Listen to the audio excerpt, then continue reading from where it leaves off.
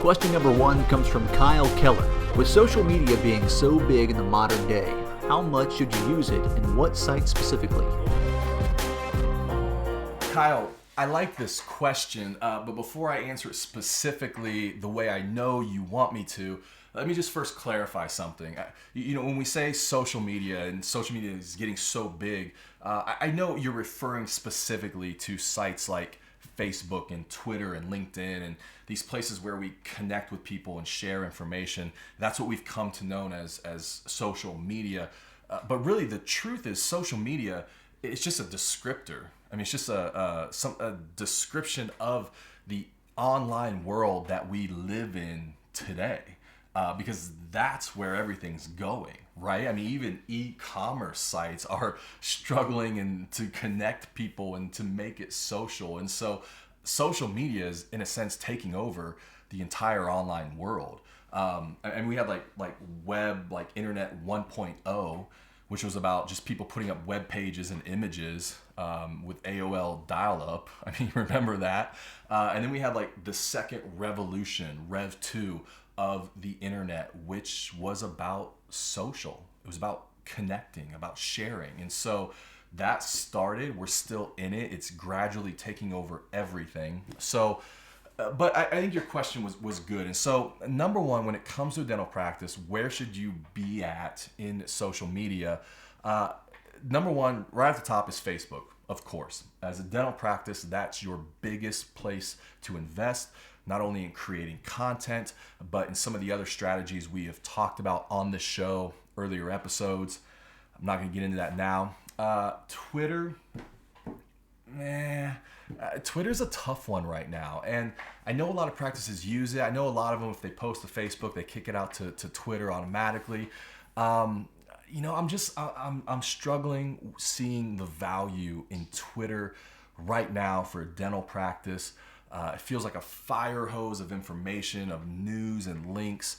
And I'm just not sure how that's integrating into a good dental practice's marketing strategy.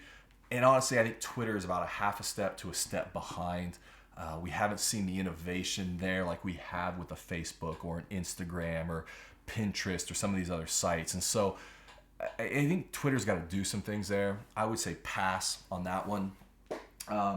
Google Plus, and this one is going to create controversy. Okay, so everybody outside of the show that's not in the dental community, and a bunch of people that are going to say, no way, man.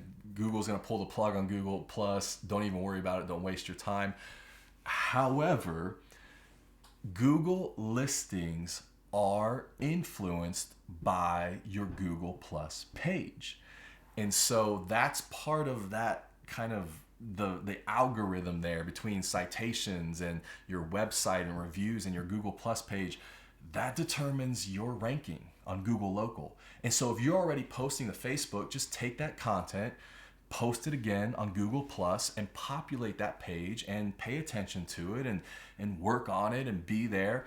And that, especially if you're in a competitive market, that could give you just that little bit of edge that you need to get ahead of somebody else in those Google Local rankings. So I would pay attention to that, and you're welcome. Instagram is a really interesting one right now. I'm starting to see some offices do a really good job with Instagram. There's just been 2 or 3 out there where I'm like, good job.